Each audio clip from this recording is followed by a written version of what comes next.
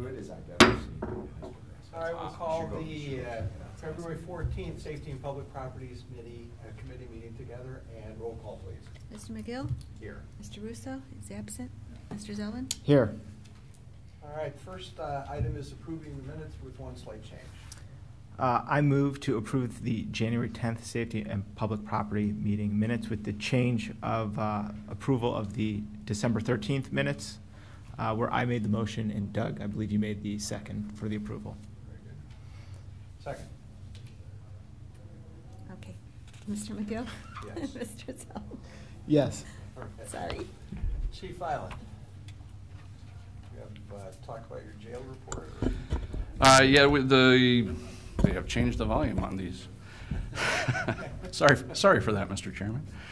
You have the December report in front of you. As a new member, I just want to remind you that our monthly reports from the jail tend to be about a month in arrears. Okay. And that is mostly because of statistics as well as billing numbers that we're compiling. So what you have in front of you is the December report, which doesn't show anything of major note other than to say that our final total revenue generation for the year is the highest it's been in almost over 15 years. So we did pretty well last year. Okay. Thank you. And annual report on confiscated property, funds, and contraband seized. Yes, thank you. This is a requirement of the Ohio Revised Code where we are obligated to make a report to the legislative body of the city with regards to seized and forfeited funds and property, as well as to provide a detailed report of the disposition of property that comes into our custody. So I believe Ms. Advent provided the ability to look. We had 212 pages of evidence and property that came in and out of our property room. Based on the language of the Ohio Revised Code, we were not comfortable with providing a summary, so we provided you with the report in its entirety, and also to ensure that we were complying with legal mandates regarding how those funds were spent. So that is an annual requirement. It used to go to the State of Ohio Attorney General's office until they decided they didn't want all that information anymore, and they've now changed that to that we report to you. I glanced at it online. Is there anything else we need to know about that other than you're just reporting what came in and out? Just reporting what came in and out, and we very rarely spend those fund monies other than the DARE money that comes in, which is used to reimburse the DARE officer's salary. Mm-hmm. So when we do have an expenditure out of those funds, that would be a noted thing, and in this particular year, that did not happen. Okay. And that would be reported to this committee? Yes. Okay. Thank you. Chief Shaw, you have a proposal for HVAC controls for Fire Station Number 1. Thank you, Mr. Chairman. You have a memo from the Assistant Fire Chief regarding heating, ventilation, air conditioning controls for Fire Station Number 1. Current system is original to the building, which was constructed in 1991. These items are not only inefficient, however, when they do break, it is extremely difficult to get parts for them due to the age of the equipment. So we're requesting legislation be prepared authorizing the city to accept the proposal of CCG Automation for the building automation system and alternate number 1 for a total of $41,862. This is based on state term pricing as well. Any questions? Not for me. Just one question. Is this something that you review with engineering as well, so that there's consistency with HVAC controls around the city, or is this independent of that? We have not dealt with the HVAC system for the Fire Station 1. You have not? No. Just on a long-term basis, is that something we ought to consider, that there ought to be a consolidated overview of all the HV controls throughout the city? I mean, at some point in time, these will get more sophisticated and networked. I'm not sure how to answer the question. We don't normally do the HVAC projects unless they specifically ask the engineering department to work on those projects. Okay, well, that's something I'll discuss with Chief Engineer Bush at some point in time, but that would make sense because they will get networked at some point in time. Well, I believe this would have some networking capability possibly in the future because it does have the ability for the company to tap in off-site through internet-based connection to troubleshoot any problems. So I would imagine it certainly could grow into a larger network. I'm not a IT tech guy, but it would seem to me that that capability would be there. Okay. All right. So we have a proposal. Yes, I move for legislation to be prepared authorizing the city to accept the proposal of CCG Automation, Inc. for the building automation system and alternative number 1 scope for fire station number 1 for $41,862. I second. Proceed to vote? Mr. McGill? Yes. Mr. Sullivan? Yes. All right, Chief Shaw, you have a compressor request as well. Yes, thank you, Mr. Chairman. You have a memo from the Assistant Fire Chief outlining the need to replace the self-contained breathing apparatus compressor and fill station. This is the equipment that is used to fill the air bottles used by the firefighters. This also is original to the building when Station 1 was built. When we built Station 2, the equipment was moved down there to the newer facility. So it is 20 years old. And again, has reached the end of its useful life. It's difficult to find parts. We have been experiencing some breakdowns. We've been able to get it repaired last year. One repair took a little longer than we had anticipated. So we feel that now is a proper time for us to replace it. So we're requesting authorization to go seek competitive bids for this equipment. All right, any questions? No, none for me. Thank you. Yeah, that's something we wouldn't want to let slide for very long. All right, we have a request. Yes, I move for authorization to seek competitive bids for the replacement of the self-contained breathing apparatus compressor and fill station per the fire department's specification in accordance with Ohio Revised Code. Second, proceed to vote. Mr. McGill? Yes. Mr. Sullivan? Yes. And finally, Chief Shaw, you have a request for the heart monitor and defibrillator unit. Yes, thank you, Mr. Chairman. You have a memo outlining the request to replace a heart monitor defibrillator unit. The current unit that we have is a little bit older, but still serviceable. So that unit will be placed on one of the fire apparatus. So when it responds as a first responder to any EMS call, we'll still get some use out of that. This unit will standardize the equipment for all the ambulances that we have. We did receive a quote for $31,000 from the vendor, Physio Control. We are budgeting this item out of the EMS proceeds that we receive every year. So we're requesting legislation be prepared authorizing the City of Solon to accept the price of $31,000 from Physio Control for the purchase of one LifePak 15 heart monitor defibrillator, which also is based on state term pricing. Additionally, we would request this be considered under emergency for the safety, health, and welfare of the community. Go ahead. No questions. Is this unit itself will be placed on one of our EMS units, or? Yes, this would be placed on one of the ambulances, and then the current unit that resides on the ambulance today would be placed on one of the fire trucks. So when a fire truck goes as a first responder, because the ambulance may not be unavailable right away, we'll have the necessary equipment. Understood. Okay. We have a request? Yes, I move that legislation be prepared under emergency for this authorization of the city to accept pricing of $31,000 from Physio Control, Inc. for the purchase of one LifePak 15 heart monitor defibrillator. Second. Proceed to vote. Mr. McGill? Yes. Mr. Sullivan? Yes. All right, item number 6, traffic report for the month of January. Yes, Mr. Chairman, you have in front of you the January report. As usual in the winter months, our activity tends to go down based on the weather and other activity. However, we did have a complaint in Mr. Russo's ward of speed between Somme and Solon on Aurora Road, which we addressed, and you have those figures available. Very good. Thank you, sir. And Chief Shaw, back to you again, the roof replacement request for Fire Station number 1. Thank you. I will defer to Ms. Welch for this report from the engineering department. Okay. The engineering department solicited requests for qualifications for consulting firms for the architectural design services for plans to develop plans and specs for the Fire Station 1 roof replacement. On January 11th, 9 firms responded. A committee of 5 people had rated the submittals, and it's shown on the memo that was submitted to the committee.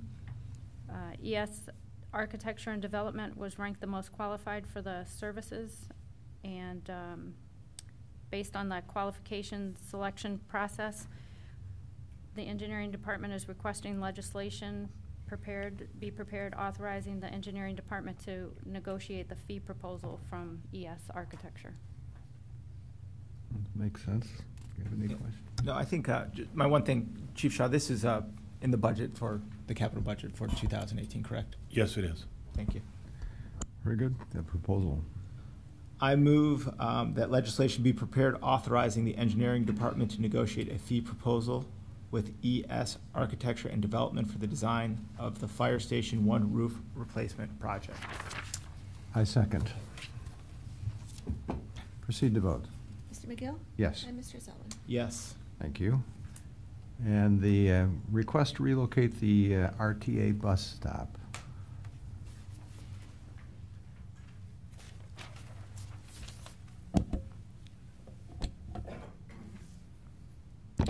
The engineering department was approached by the property owner that's located here on the northwest corner of Harper Road and Cochran Road. There's an existing RTA bus stop at this location shown here on this map.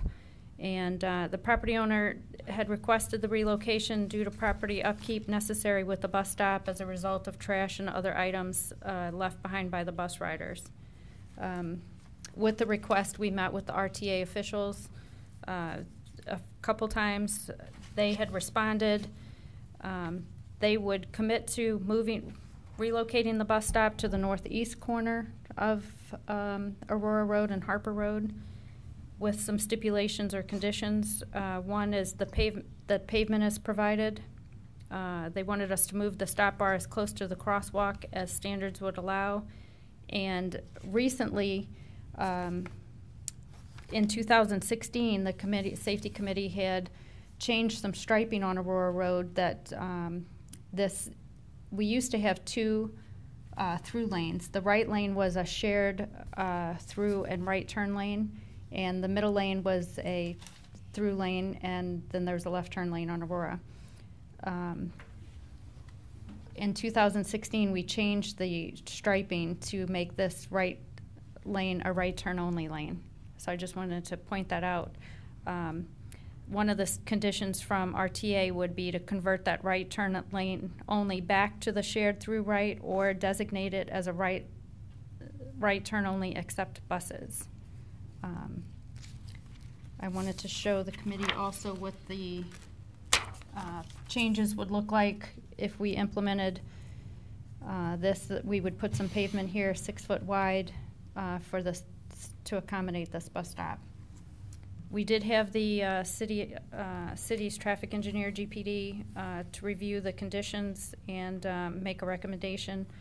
I've submitted their recommendation, and Mike Hobbs is here to talk about his recommendation.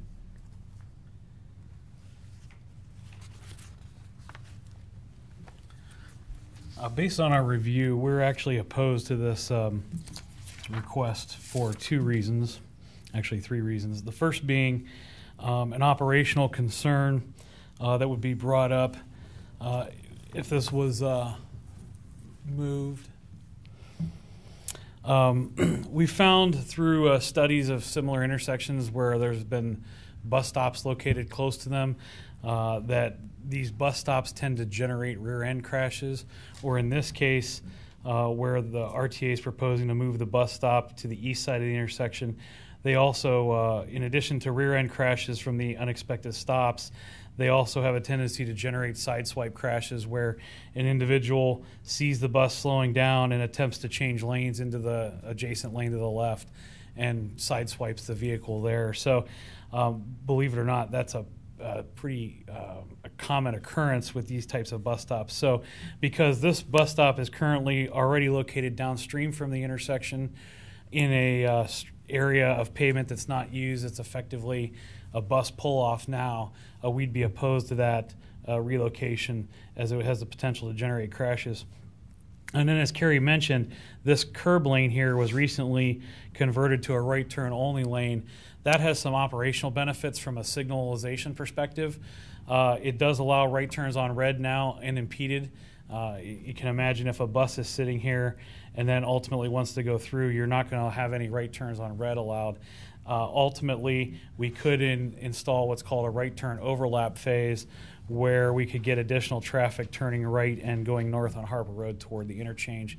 If that was needed, we would lose the ability to do that in the future if this conversion was made. Another potential concern would be the bus would pull up here and stop to pick up riders and impatient motorists. Though this move is illegal, which I'm sure the chief would agree with, an impatient motorist could pass the bus on the left and then attempt to turn right as the bus is wanting to go straight through from the bus only through lane. And because of the unusual nature of that movement, we would be opposed to that as well. I believe that summarizes why we would prefer not to move it. And again, because we've made this a right turn only lane here, you have this extra pavement that's functioning as a bus pull-off where the bus stop is now.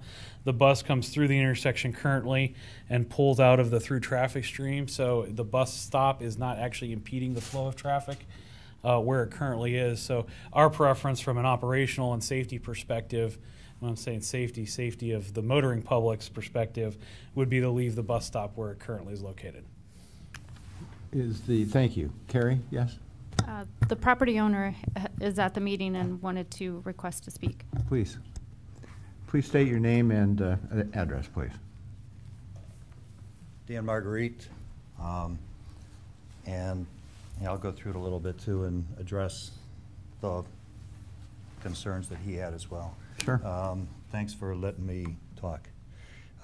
As mentioned in John Bush's letter to you, the concerns partially include the upkeep that's required due to the trash being littered at the site, but aside from all the milk containers that are being stolen from Circle K and brought over to sit on and things like that, it also tears down the lawn, takes it down to dirt. The trash blows throughout the catch basin that's this area right in here. It's a catch basin that's down in there that gets swampy and wet. And I've had many tenants complaining of the trash that is out there because I have to go out and get it out of the catch basin quite often and things like that. And it degrades the property. And unfortunately, I've had other potential tenants who have said, we've noticed this stuff out there as well. So from that perspective, it's not a good thing. But the other part of it also involves the common sense of where the pickup placement, I think, should be, and more importantly, the safety, not just of the vehicles there, but of the pedestrians, the riders, and the people that are in the vehicles. So first, as far as the GPD study, they had one point in their study that I'm in total agreement with, which was that they said, we discourage locating bus stops near intersections, and any chance we can, we try to move them away. I would, just to throw it out, at some point in time, there's this area right over in here, which is before the Circle K that's there. And then also, if you're familiar with the property, just a little bit further down on the other side of Old Harper, there's an area that's got a tremendously large area where trucks pull off and park oftentimes as well, which could also be used at some point in time as a reasonable stop, farther in front of the intersection and away from the intersection.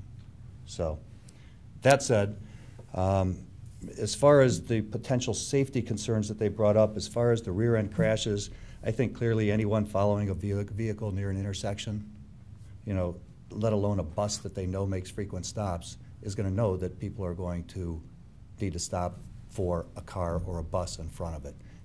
Rear end crashes, yeah, they're going to occur at any intersections, whether there's going to be a bus there or not. As far as the side swiping, cars really have no reason whatsoever to really leave their right turn lane and go into the left turn lane, because as Mr. Hobbs said too, that lane is now a through, the center lane is a through only lane. And usually there's a significant amount of traffic in that area. So as far as the other point of the cars leaving the right turn only lane and going into that left through lane, it's hard to fathom too that somebody's going to try to come out of that right turn lane only and get into a left turn lane when there's a lot of traffic to begin with, especially during these busy times, and then try to dive in front of a bus and cut it off. So, I mean, you have to think of it from a reasonable standpoint as well. Second, well, as far as the buses merging into the through lane, a couple things to think about there. One is that the buses are already doing it. The buses are already merging in over here. So the difference is that merging from this standpoint over here, they would end up being able to get started, move in, merge into traffic. Here they're merging into that traffic from a dead stop. And that's worse than, as you know from trying to get onto a freeway or anywhere else, you're not going to go from a dead stop. The other is, up until recently when that became a right turn only lane, cars from both of those lanes were merging into that one lane. Now it would just be an occasional bus. So, a couple other points. As they mentioned, right turn only lanes, except for buses, do exist. It's not unusual. They also mentioned that there's another bus stop there. And that bus stop got put up there about 6 months ago by RTA. And you know, as we all know, we can't control what RTA does, but they put that up there, and I noticed that what it is it's a limited route only of some sort, which is a 41F route, which only goes to Glen Willow. They also have one a couple hundred yards down this way and a couple hundred yards up south on Cochran Road. So, you know, whether that's there or not, I don't think is going to make a difference because it's not used as much. It's limited in terms of days and in terms of hours. GPD also even commented that normally we would not want a bus stop downstream from the intersection as close to the existing stop as this is. And I just think these alone probably give rise to approving the relocation. But if that's not enough, there's some other things to think about too, and that's common sense and safety. The vast majority of the people using this stop are coming from the Circle K over here. They stop for snacks, which also tend to include alcohol, which is consumed over there.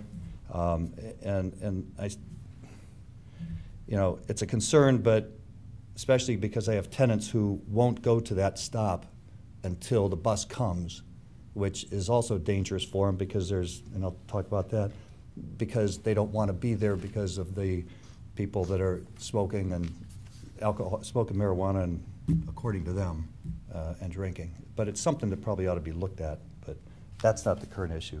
Most of the riders have to run to catch their bus, and it means they have to cross Harper Road. And this is usually at the busiest time of the day. Usually there's, and Mr. Hobbs would probably attest, it's probably a 90 to 120 second delay in a lot of these. They're having to wait for those signals. Sometimes they can't wait for those signals. They have to catch their bus. They're running across the street. They're darting through traffic. And according to, I saw in some of GPD's study where they referenced NOACA's crash reports, this left turn lane over here and this down this way ends up ranking as the highest crash area from a frequency standpoint, according to their studies, even higher than the Aurora intersection. And right now, this area here is the second highest. So people are trying to run to catch their bus, trying to get through traffic. It causes issues for the vehicles as well as the pedestrians. On top of that, it's always, not always, but it's oftentimes in bad weather, whether it's rainy, snowy, This area up in here is obviously muddy. The plows go by there when it's snowy, and they'll plow it up 2, 3, 4 feet high. And these people are having to run through the snow to try to get there. And obviously another safety issue that I really think ought to be thought about. You know, and trying to get across there and then wait, or, you know, and obviously nobody wants to stand in that kind of stuff, so they're on the street too. I guess those are the biggest reasons why I really think that it ought to be really considered and thought about to relocate. The people are going over into the Circle K anyway, and as far as trash removal, they're removing probably 6 or 7 garbage cans of trash a day from their other trash cans that are there, and it might make a lot more sense. People don't have to cross the street as frequently. From a pedestrian standpoint, a lot safer there too. So. All right, thank you. Thank you for taking the time to say it. Yes, Mr. Loby. Very quickly. Tom Loby. In reference to this, just some other points. I don't know if I'll clear it up or confuse it further, but it's my understanding, and I haven't confirmed it, but I was told that the city of Solon is a stop flag total area where anybody can flag down the bus and they should stop.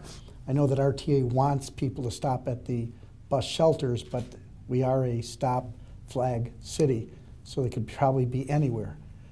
From the liability standpoint, not from a traffic liability, but just from a liability standpoint, the lighting aspects, there are no lights there versus the lights at the Circle K. In the wintertime, the snow piles up. I don't know how people get over those mounds, which is the other thing at the stop. So you have those type of issues. And walking back and forth across the street, there is no pavement there at all. It's all grass. So you got those other liability issues, not traffic liabilities, but the other liability issues. And I bring that forward for your consideration and review. Thank you, sir. I've got a couple questions. I don't know who can answer them. But I mean, do we know how many times a day the bus stops at that location? So, I mean, there's a couple things, because I agree. I think there's a lot of valid concerns that are coming out of this. So I think there's a couple things that I would want further information on, because I'm trying in my mind to figure out if the bus is coming every 15 minutes, which I'm pretty sure it's not, based on my knowledge, it would cause a big traffic issue. But I don't think that the buses are coming that often through Solon. The other thing is, did RTA recommend either the place in front of Mr. Marguerite's place or the place in front of the Circle K? Were there any other options, either farther east one way, or I'm trying to, is that east or north? Whatever. Farther down the street one way and farther down the street the other way. Well, in the conversation, and Tom, you may address it as well because of the conversations we had with the RTA people, it was really just thought of as in that area, and could it be moved across the street? Their thought was, let's move it across the street to where it's more convenient as well. So we didn't address, to my knowledge. Mr. Loby? I was just going to say the same thing. That was what was proposed to RTA, and they had committed to moving the bus stop with those conditions. They committed to it. We brought it to their attention and request, and after some discussions, they agreed to authorize to go there, and now it's for your consideration. But we're the one that brought it up to them. All right. We have meetings with RTA and the engineering department. I have a couple of questions. I'm sorry, do you have Yeah. something else? Go ahead. Do you want me to keep on going, or do you Yeah, want go ahead. We can go back and forth. We can alternate. You know, and the other thing that Mr. Marguerite brought up, I think right now the people are standing on the grass, and one of the reasons to have it moved, they would need a concrete patio. So is that something budgeted from the city, or is RTA taking care of that expense? The city would incur the cost to put in the sidewalk at the Circle K. I'm assuming if we kept the bus stop at the original location, we would commit to paying for the sidewalk at that location also. Yeah. There is no shelter at the northwest corner today. Is that, I understand it because you said they're moving milk crates there and leaving trash. So there's no shelter for seating, for protection, for trash collection. Here, let me just so you have an idea of what it looks like.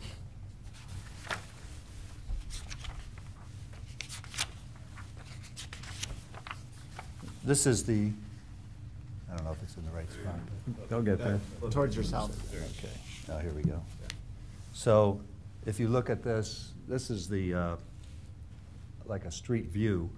There is a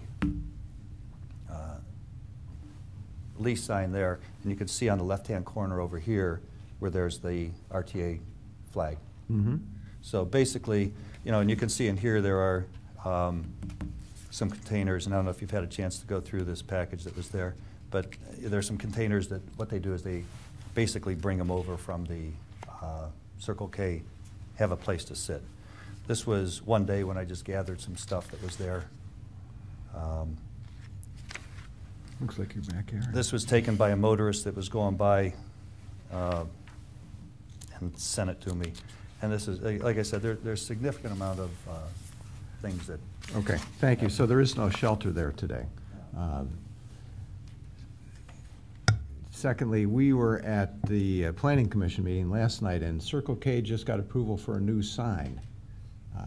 Are they aware that you're considering doing this? I don't think they would like that relative to their new sign, would they? I don't know if the city has approached Circle K until we get approval. Yeah, probably not. So, question is, how much leeway do we have with RT? I'm not a fan of having bus stops at intersections either. I used to live in New York City, and they moved away from that for a lot of good reasons. And Chief Island, Mr. Marguerite's question, though, would you be surprised if somebody tried to pull around a bus to get in front of it if it was stopped? Based upon my knowledge and experience, the very things that Mr. Hobbs has said may happen, will happen. Yeah, that's probably the case. Is there any possibility that we can request a follow-up meeting with RTA because we have safety concerns and ask for potentially a different location? Or if they constructed a shelter on your property, would that alleviate some of your concerns? Well, I'd have to think through that from the standpoint. All right. Why don't we do that? Can we request a meeting and pursue either of those two options? To request a shelter be built on the northwest corner, or move it, actually preferably move it further east on Aurora Road. Do you want that done administratively or in front of this body?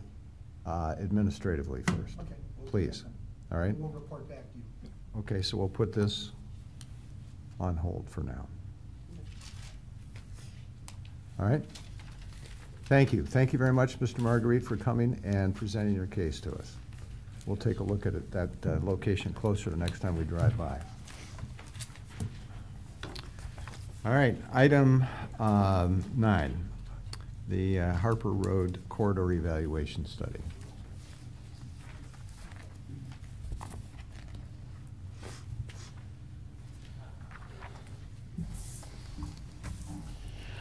The document that's on the camera right now was in your packet. Basically, GPD was asked to do a corridor study along Harper Road to evaluate traffic flow and see what could be done to make improvements along the corridor.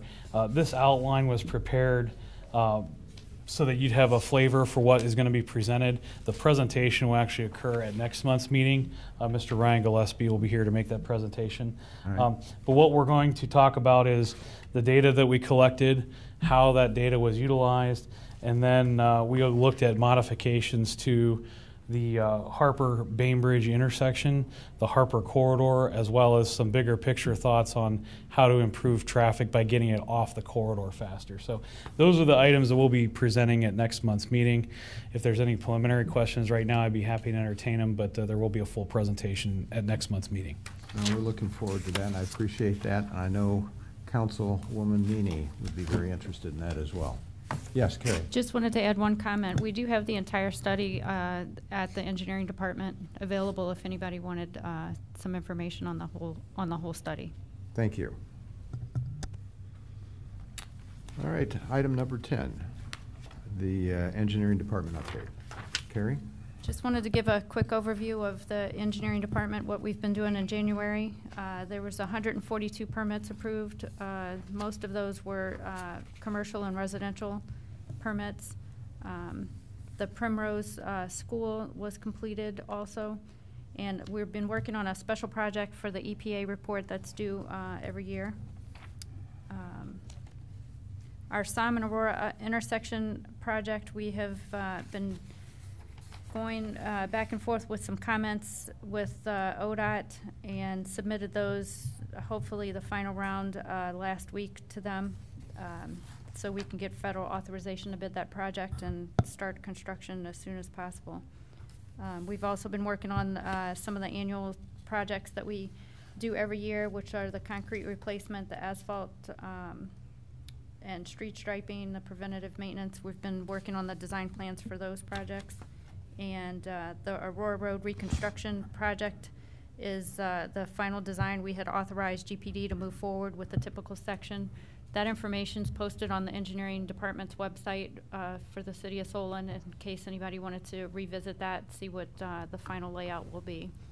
And that's it. Couple questions. When will we begin having public meetings on the Aurora Road project? I think once we have some more definitive plans to go over with the GPD's working on the plans now. Once we have something a little more definitive to show the residents, we can have some resident meetings. Okay, very good. All right, do you have anything else? No, Very good. nothing for me. Thank you very much. Do you have a proposal to? I move to adjourn the meeting. Thank you. I second. Roll call, please. Mr. McGill? Yes. And Mr. Zeller? Yes. Thank you very much. Thank you. Meeting-